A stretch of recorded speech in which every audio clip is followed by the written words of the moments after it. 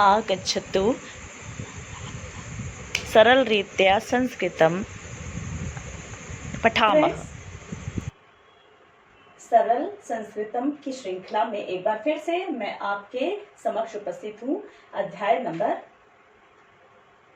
5 के साथ। इस अध्याय का नाम है कुटुंबानुरक्ति। कुटुंब धन अनुरक्ति। कुटुंब का अर्थ होता है फैमिली होती है, परिवार जिसको आप कहते हैं, और अनुरक्ति का अर्थ होता है स्नेह। स्नेह होता है तो एक फैमिली में, परिवार में जो आपस में लोगों का स्नेह होता है ना, उसको बोलते हैं कुटुंबानुरक्ति। तो आज हम इस अध्याय में महाकवि भास ने एक नाटक लिखा था मध्यम व्यायोग। उस अध्याय में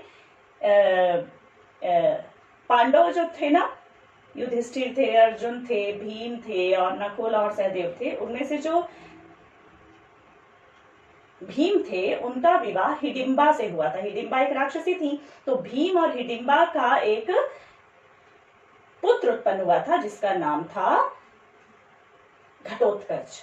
तो ये जो आपके समक्ष एक नाटक का छोटा सा अंश रखा गया है, इसमें घटोत्कच की छोटी सी एक कहानी वर्णित है। उसको सारांश में मैं आपको समझा देती हूँ कि घटोत्कच की माता हिडिंबा ने उपवास रखा था, और उपवास जब समाप्त होता है, जैसे आपके यहाँ माता जी लोग उपवास रखती हैं, तो शाम को वो पारण करती हैं, वैसे ही हिडिंबा को भी पारण करना था।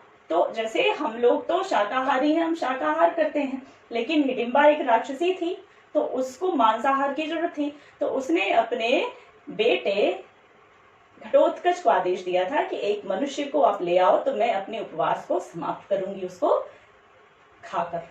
तो जब घटोत्कच जंगल में आया तो उसको यहाँ पर एक परिवार मिला जिसमें एक वृद्ध था और एक उसकी पत्नी थी, और इनके 3 बेटे भी थे और एकदम युवा थे। 5 लोगों को घटोत्कच ने एक साथ पकड़ लिया। ठीक है, अब यहाँ जो नाटक है, संवाद है, इसमें जो वृद्ध और उसकी जो परिवार है वो जो है घटोत्कच से छूटना चाहता है। तो यहाँ उनके वार्तालाप का वर्णन है। आइए हम अध्याय को सीखेंगे। तो ये रहा आपका अध्याय, है ना। और ये इसमें जो ये दिखाया जा रहा है ना, ये घटोत्कच है ना। और यहाँ वृद्ध और उसके जो बेटे हैं उनके बीच में वार्तालाप हो रहा है। तो वृद्ध अपने बेटे से बोलता है, हंत निराशा स्म भवतु पुत्र व्यापाशैश्रे तावदेनम। बोलते हैं यूं तो हम निराश ही हैं, लेकिन फिर भी हम एक कोशिश करते हैं, प्रयास करते हैं। बेटा बोलता है अलम अलम परिश्रमेन। परिश्रम का, मेहनत का, कोशिश का कोई फायदा नहीं है ना। तो वृद्ध बोलते हैं कि बेटा निर्वेद प्रत्यर्थनी खलु प्रार्थना। इसको आप अंडरलाइन कीजिएगा। बोलते हैं कि हम अपने आप की मुक्ति के लिए इससे निवेदन करेंगे, और हो सकता है कि हमारा जो निवेदन है, प्रार्थना है, वो सफल हो जाए। तो आइए बोलते हैं, आओ हम लोग देखते हैं एक बार। वृद्ध घटोत्कच से बोलता है, भो वो पुरुष अस्ति अस्माकं मोक्षः, अस्ति अस्माकं मोक्षः। बोलता है कि क्या हमारी मुक्ति हो सकती है। तो घटोत्कच बोलता है मोक्षो अस्ति, मोक्षः अस्ति समयतः। समयतः का अर्थ है शर्तों के द्वारा। शर्त होगी, शर्त से आपको मुक्ति दे सकते हैं। वृद्ध बोलता है, आप कहा समय, कौन सी शर्त है। तो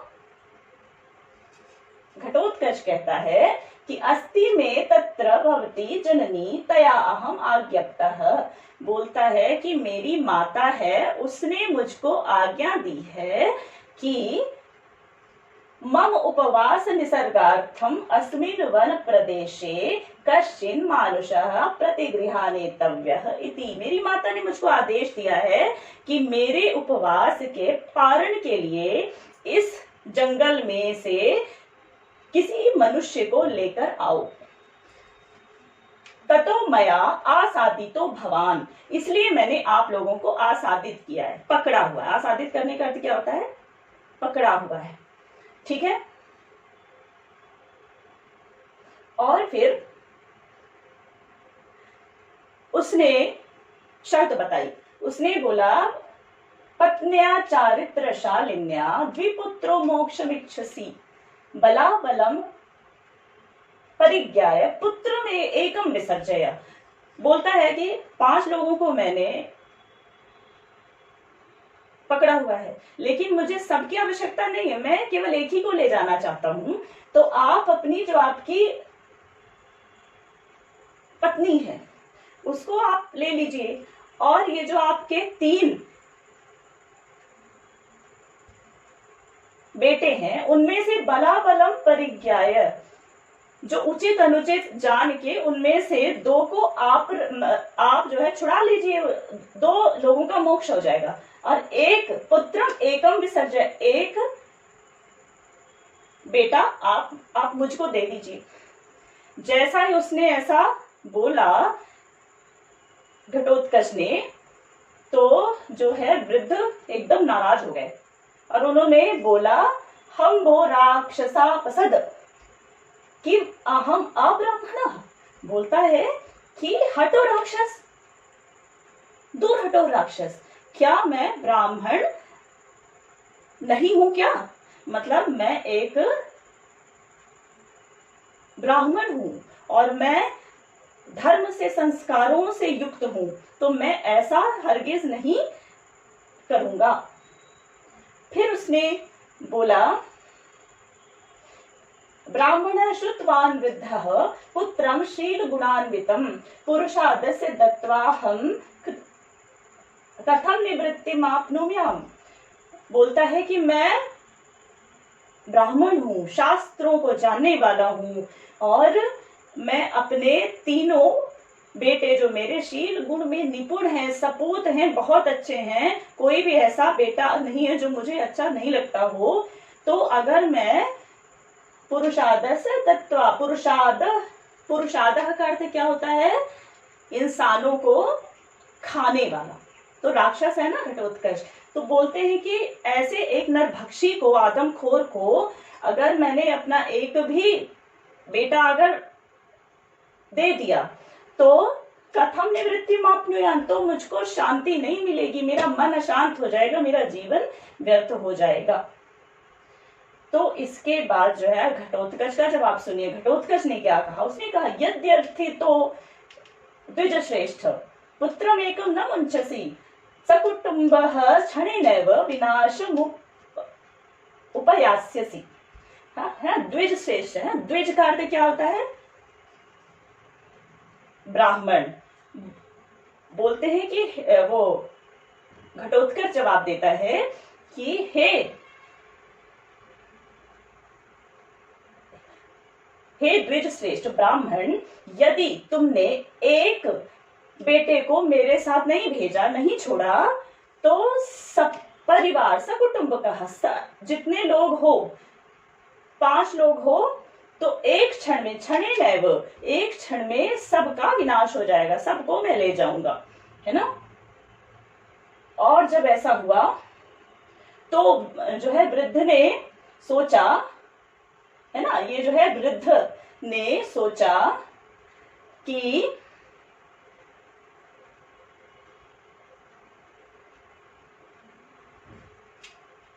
कृतकृत्यम शरीरम में परिणामेन जर्जरम राक्षसाग्नौ सुतापेक्षी हो श्यामी विधि संस्कृतम। तो वृद्ध ने सोचा कि अब जब एक ही को जाना है, हम में से एक को तो जाना ही होगा, ये निश्चित है, नहीं तो सब लोग मारे जाएंगे। तो उसने सोचा कि मेरा शरीर तो अब जीवन जी चुका है, कृत कृत्य हो गया, जो कुछ हमारे उद्देश्य थे जीवन के सब हमने कर लिए, जीवन हमने देख लिया, और अब ये शरीर जो है क्या हो चुका है, जीर्ण शीर्ण हो चुका है, पुराना हो चुका है और बूढ़ा हो चुका है, जर्जर हो चुका है। और अगर मुझे अपने तीनों संतानों को, बेटों को अगर सुरक्षित रखना है, बचाना है, तो मैं अपना ये वृद्ध शरीर अपना मैं अर्पण कर देता हूं, अर्थात इस राक्षस के साथ मैं चला जाता हूं, है ना। जैसे ही वृद्ध ने ऐसा कुछ बोला तो जो उसकी पत्नी थी ब्राह्मणी, तो उसने बोला, आर्य मां मैं, आर्य ऐसा मत सोचिए, ऐसा मत बोलिए। बोलती है कि पति मात्र धर्मणी पतिव्रते नाम गृहीत फले तेन शरीरेणार्थम कुलम च रक्षितुम इच्छामि। तो वृद्ध से उसने बोला कि अरे आप ऐसा मत बोलिए, आपकी रक्षा करना मेरा धर्म है, पतिव्रत धर्म है, तो मेरा भी शरीर जो है अब जीवन जी चुका है, जर्जर हो गया, बूढ़ा हो गया है, तो मैं अपने परिवार की रक्षा के लिए मैं अपने आप को आहूत कर देना चाहती हूँ। तो फिर घटोत्कच बोलता है कि भवती न खलु स्त्री जनो अभिमतस्तत्र भवत्या, बोलता है कि मैं स्त्री जनों को मैं नहीं ले जाऊंगा, मैं उनके स्त्री जनों पे आक्रमण करना शास्त्र सम्मत नहीं होता है। बोलता है कि मेरा मत नहीं है, और उसकी माता भी स्त्री जन को उसने मंगाया नहीं है, वो स्त्री को नहीं ले जाना चाहता। तो वृद्ध बोलता है कि अनुगमश्यामि भवंतम, तो फिर मैं ही चलता हूँ, अगर तुम स्त्री को नहीं ले जाते तो मुझे ले चलो, मैं चलता हूँ। जब ऐसा बोला तो घटोत्कच बोलता, आह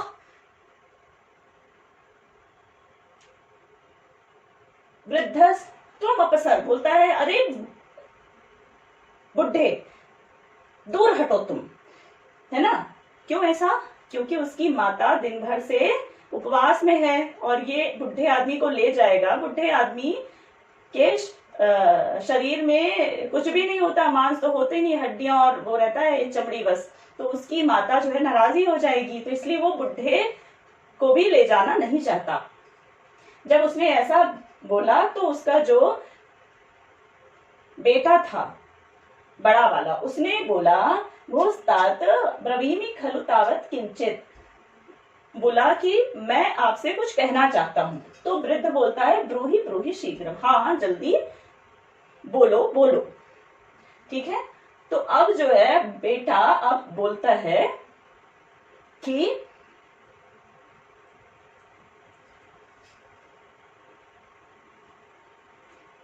बोलता है मम प्राणैर गुरु प्राणानिच्छामि परिरक्षितुम रक्षणार्थम कुलस्यास्य मोक्तुम अर्हति माम भवान। बोलता है कि मैं अपना जीवन देकर, प्राण देकर अपने आप लोगों की रक्षा करना चाहता हूं, है ना। तो आप मुझे इस योग्य समझते हुए मुझको इसका दायित्व दीजिए, अर्थात मुझको आप घटोत्कच को सौंप दीजिए। जब ऐसा उसने कुछ कहा तो जो बीच वाला था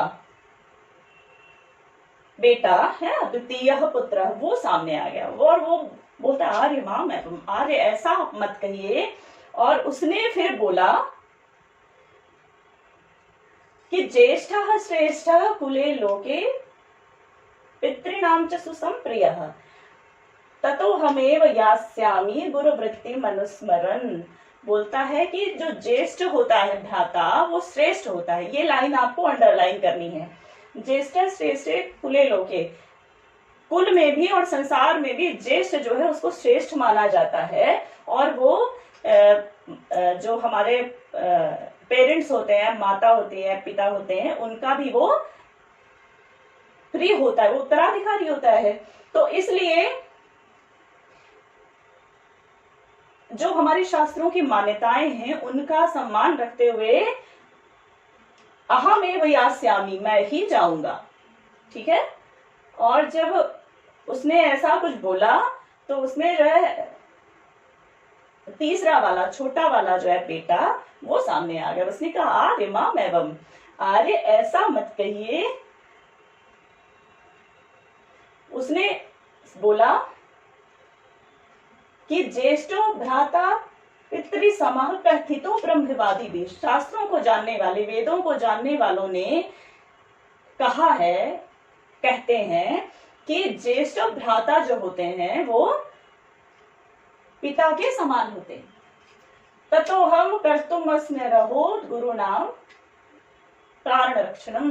तो यहाँ पर मैं सबसे छोटा हूं, इसलिए मेरा ये कर्तव्य है और मैं ही इस योग्य हूं कि मैं आप लोगों के जीवन की रक्षा का भार मुझे मिले, अर्थात मुझको जाने दीजिए। तो आपने ये सब समझा कि एक परिवार था, 5 लोग थे, एक राक्षस ने उनको पकड़ लिया था और उसमें से वो एक को तो निश्चित में ही ले जाना चाहता था। तो सब लोग आपस में एक से एक आगे आने लगे, मुझे ले जाओ, मुझे ले जाओ, मुझे ले जाओ, लेकिन शेष लोगों को छोड़ दो। अपने फैमिली की रक्षा के लिए जो वो थे, मतलब सदस्य थे, वो अपने जान की चिंता उनको नहीं थी। वो अपने अन्य जो जैसे माता थी, पिता थे, भाई थे, सबकी रक्षा के लिए उन्होंने सोचा। तो ये आपसी स्नेह जब जो है उस राक्षस ने, घटोत्कच ने देखा तो वो अभिभूत हो गया, भाव विभोर हो गया और उसके मुख से निकला अहो स्वजन वात्सल्यम। इन लोगों की आत्मीयता तो अद्भुत है ना। तो ये एक नाटिका थी जो मध्यम व्यायोग नामक नाटक से ली गई थी, एक उसका हिस्सा था मतलब। तो अंत में निष्क्रांता सर्वे, मतलब स्टेज शो जो है वो समाप्त हो जाता है। तो आपने ये अध्याय नंबर 5 कुटुंबानुरक्ति को सीखा और मुझे उम्मीद है कि आपने इसको अच्छे से मतलब सीखा होगा, इसका आपने किया होगा और इसको आप अपने जीवन में भी उतारेंगे, अपने फैमिली मेंबर्स का, अपने परिवार के जो लोग हैं उनका खूब आप ख्याल रखेंगे और उनकी सेवा और उनकी रक्षा भी आप करेंगे। इसके साथ ही आज का ये अध्याय की व्याख्या यहीं पर समाप्त होती है। इसका अभ्यास आपको अगले वीडियो में मिलेगा, तो आप अगला वीडियो सर्च करिएगा अभ्यास के लिए। जय हिंद।